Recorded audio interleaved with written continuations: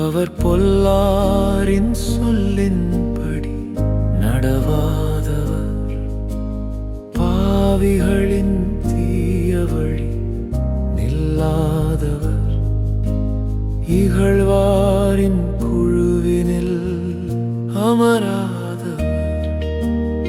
ஆனால் அவர் ஆண்டவரின் திருச்சட்டத்தில் மகிழ்ச்சியுறுபவர், அவரது சட்டத்தை பற்றி இரவும் பகலும் சிந்திப்பவர். அவர் நீரோடையோரம் நடப்பட்ட மரம் போலிருப்பார், பருவ காலத்தில் கனிதந்து என்றும் பசுமையாயிருக்கும்.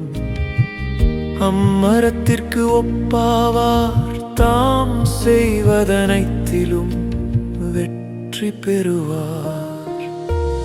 ஆனால் பொல்லார் அப்படி இல்லை, அவர்கள் காற்று அடித்துச் செல்லும் பதரைப் போலாவர். ஆனால் பொல்லார் அப்படி இல்லை, அவர்கள் காற்று அடித்துச் செல்லும் பதரைப் போலாவர். பொல்லார் நீதி தீர்ப்பின் போது நிலை நிற்க மாட்டார், பாவிகள் நேர்மையாளரின் மன்றத்தில் இடம் பெறார்.